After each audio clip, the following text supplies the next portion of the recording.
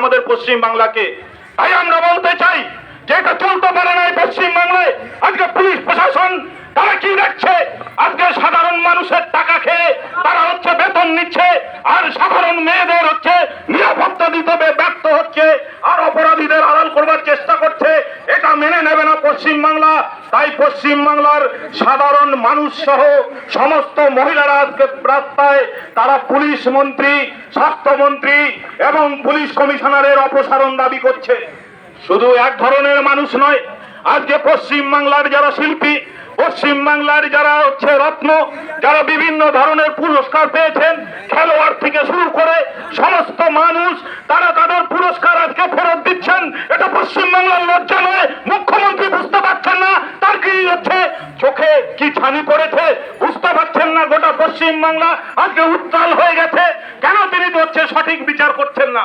আমরা বুঝতে পারছি না আর্যিকর কাণ্ডে কি কি ঘটেছিল, কিভাবে সরকার, মুখ্যমন্ত্রী তথা প্রশাসন কিভাবে সমস্ত অপরাধীদের, এই দুর্নীতিগ্রস্ত চক্রান্তকারীদের, পরিকল্পিত খুনিদের এবং চক্রান্তকারীদের আড়াল করবার চেষ্টা করছে। তাই আমরা এর বিচার চাই। যতদিন পর্যন্ত সঠিক তদন্ত না হবে, আমাদের গাঙ্গুড়িয়ার মতো একটা প্রত্যন্ত এলাকায় সেইখানটায় আমরা কোনোদিন এ কথা শুনিনি। দীর্ঘ 34 বছর বামফ্রন্ট ছিল, আমরা শুনিনি আমাদের পাচ্ছে বংশীহারি এই থানার অভ্যন্তরে এই ধরনের নারকীয় ঘটনা আমরা কোনোদিন কান পেতে শুনতে পাইনি।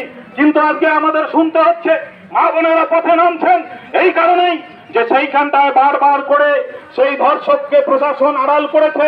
সে শাসক দলের একজন বুথ সভাপতির ছেলে বলে তার চারটি বার এই ধরনের ঘটনাকে প্রশ্রয় দিয়েছে শাসক দল এবং দলদাস পুলিশ, চটিচাটা পুলিশ। যদি সেই সময় তার সেই বিচার হতো তাহলে আজকে এই পঞ্চম শ্রেণীর একটা ছোট্ট মেয়ে তার এইভাবে হচ্ছে তার জীবন হচ্ছে অন্ধকারে পরিণত হতো না। যে বিভৎস ভাবে তাকে তার উপর অত্যাচার করা হয়েছে তা ভাষায় বলা যায় না। পুলিশকে শুধু বলতে চাই যে নাবালিকা ধর্ষণ হয়েছে, সেই তাকে তো ধরা হয়েছে, তাকে পক্সো আইনের আওতায় আনতে হবে। যদি না আনা হয় তাহলে আমাদের আন্দোলন পশ্চিম হচ্ছে গোটা বংশারি ব্যাপী আরো বৃহত্তর আন্দোলনে পরিণত হবে। শুধু তাই নয়, তাকে যারা প্রশ্রয় দিচ্ছিল এতদিন ধরে তাদেরকে সেই চক্রান্তকারীদেরও গ্রেফতার করতে হবে। আর পশ্চিম বাংলাকে অশান্ত করা চলবে না। তাই আমাদের ডেপুটেশন, তাই এই ডেপুটেশনে এখন আমাদের যে নেতৃত্বরা যাবেন তাদের আমি নাম উল্লেখ করছি।